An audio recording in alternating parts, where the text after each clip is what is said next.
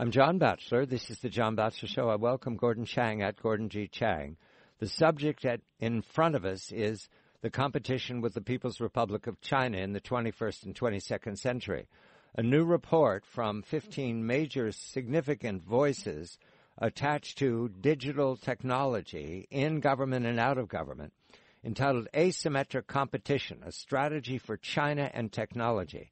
That requires some unpacking and definition. So fortunately, we have our colleague Brandon Weichert of the Weichert Report here to unpack for us. He's author most recently of Winning Space, How America Remains a Superpower. It's not an incidental chapter that Brandon addresses the Chinese space race to moon bases, but we're going to grow this story to the digital competition, the world of the 21st century and beyond.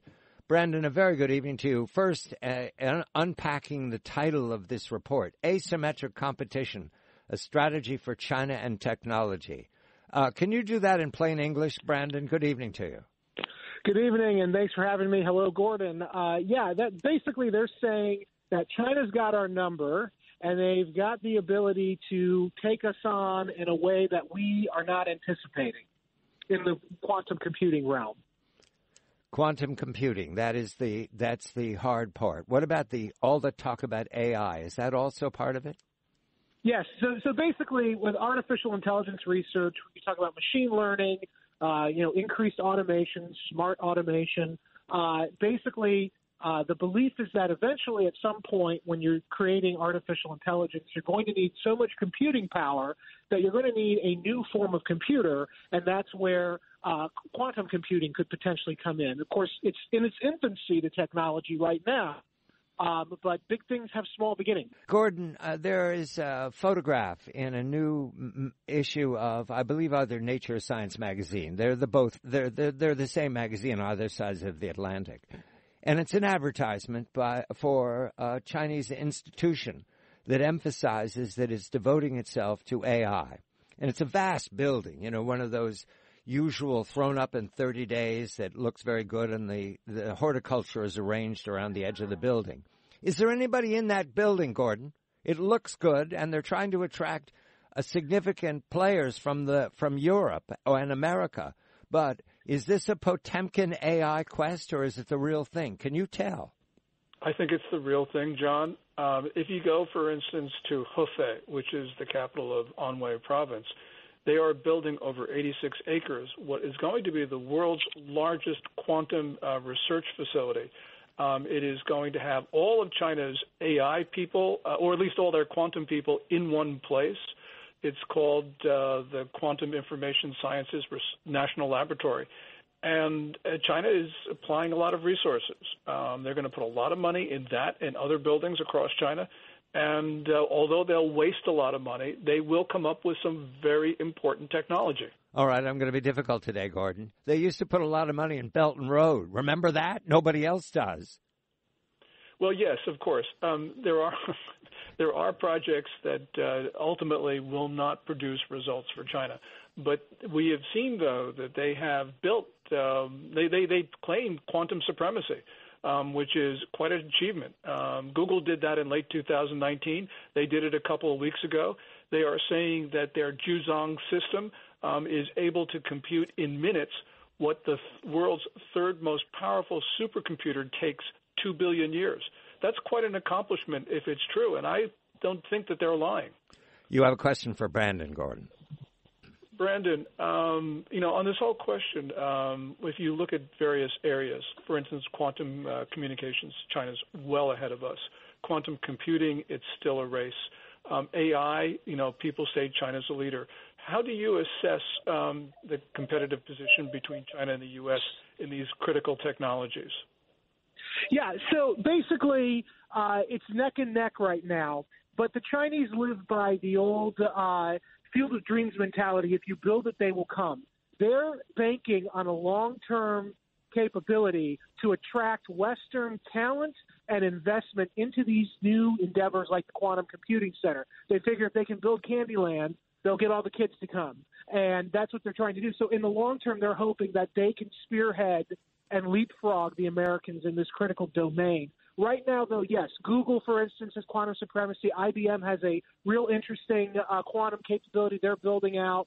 The Canadians are doing some stuff with quantum, but ultimately, these are sort of scattershot, disparate approaches, and we know Western companies love partnering with Chinese firms, especially if they have sort of that highly advanced infrastructure. And so, the concern is that China's going to build this net and ensnare Western talent and capital that otherwise would go to America and Europe, and instead it'll go to building out the next great innovation in China where they can dominate that new market. My job, Brandon, is to be cynical more than I usually am, so here it goes. Eric Schmidt is a member of this committee that formed the asymmetric competition. Eric Schmidt, ex-CEO of Google, now advisor at Alphabet, the new Google, and he also runs Schmidt Futures, and he doesn't run it for losing money, okay? Sure. So he's now, seen the light? He on the road to a conversion process here? This is the same Eric Schmidt that visited North Korea, for heaven's sakes. So do we believe that late in his life he realized that all of the patty cake that his Google played with the Chinese was a loss and that he has to recover some face before he leaves the planet? Well, I think it's a little bit more cynical, actually. I think that he's trying to preserve both market shares as best he can. In April 2019, Eric Schmidt went over to the Bloomberg conference where they had the head of Huawei and a few other Chinese firms. And he gave this talk where he warned about the coming age of the splinter net. That's the division of the World Wide Web between China's dominated version and our dominated version. And he lamented that. And I think this is in some way his attempt to both mitigate the security concerns and also to avoid the inevitable splintering, not just of the internet, but of the global tech R&D game. And I don't think it's going to work. And, we'll see what happens. But I also think it's interesting, for instance, that Google's their chief cybersecurity officer is also trying to help the Pentagon with its cybersecurity programs right now.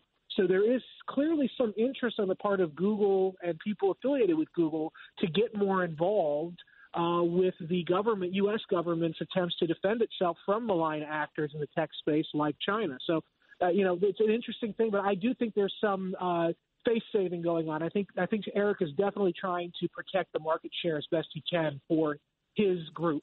You have a question for Brandon. We have a couple of minutes, Gordon.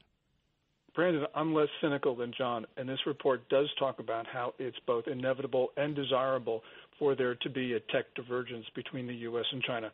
Your comments? Well, I agree. I agree in principle. I don't know if industry is going to get us there. And my concern is that before we have the sort of divergence that China's able to soak up as a lot of capabilities from these Western firms that are still beholden to the neoliberal idea of open borders and free trade being the elixir for peace.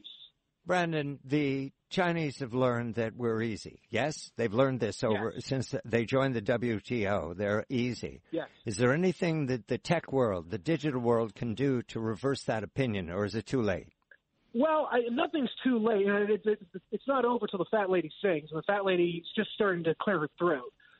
So I think that there are things we can do, such as slowing down tech transfers. I talked about this before, things like invoking Foreign Corrupt Practices Act to kind of stop the illicit tech transfers that these American tech firms do in order to gain market share in China. We classify that as an illegal bribe. Things like that we can slow down. And in slowing down, I think we will protect ourselves. And when that splintering does occur between our tech sector and theirs, it will be less damage done to us in the long run. Brandon Weichert of the Weichert Report is the author most recently of Winning Space, How America Remains a Superpower. Gordon Chang at Gordon G. Chang. I'm John Batchelor.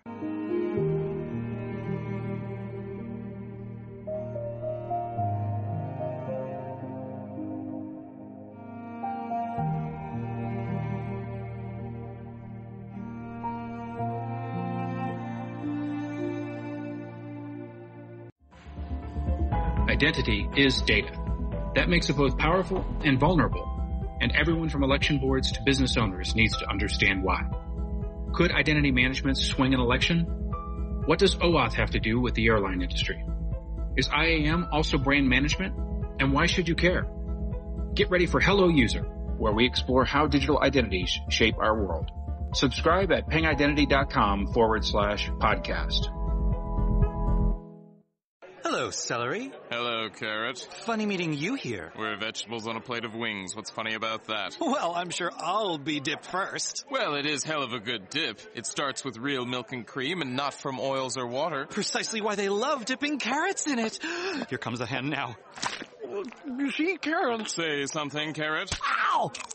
That never gets easier to watch. Hell of a Good won't improve your relationships, but it will improve anything you dip it in. Hell of a Good dip. Not just good, hell of a good.